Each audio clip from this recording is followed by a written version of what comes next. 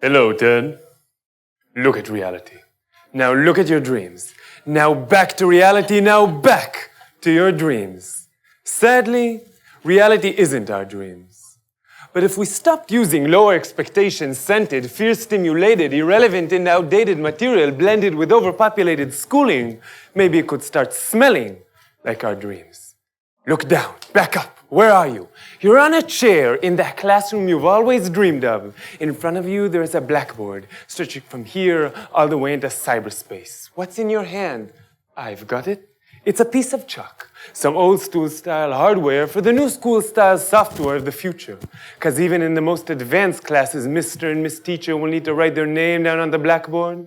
In a world where cyberspace is the new frontier, where the borders of reality fade and reappear, time and space stretching and bending between the virtual and the virtually real, you can reach out and feel all which is viral. Place your ear on the screen and hear those vital pulses of information flowing through our digital veins between those who go crazy without their technology and those who think we've all gone insane. That chalk is still needed to redefine the most relevant questions in this 21st century cacophony. Sex, God, and democracy. Look again. The chalk is now Chuck Norris, ready to help you check out your old-fashioned ways and reshape your students into fair trade, sugar-free, free-range, high-fiber, low-fat, child-safe, vegan-friendly, grass-fed, homemade, organic, elastic, fantastic, scholastic, aerodynamic beans.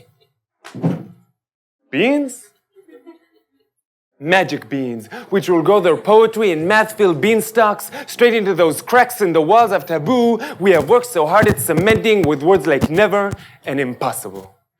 But anything is possible when you're willing to let edges and borders to blur, letting those little magic beans lure you into a world of beautiful confusion, where virtual illusion becomes flesh and blood and new ways of communication begin to bud. Watch as toys which have always dreamed of becoming human finally gain recognition, inspiring books to rebel against the librarian's alphabet constrictions, regrouping into new forms of fiction. Playgrounds and parks reclaim their position as the most reliable source of renewable energy.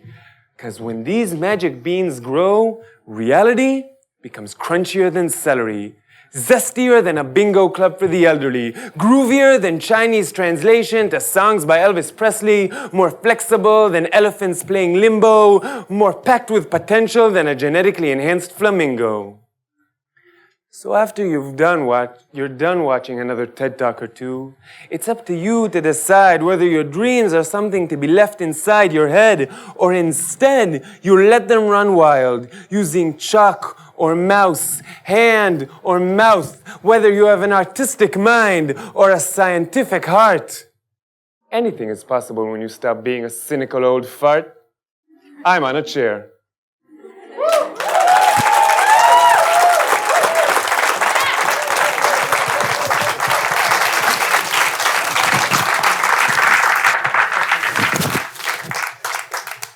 So this is an act that you created just for this show, right? For this TED. Yes, it kind of worked like our lives. We live in the network. We are the generation of everything that they talked about.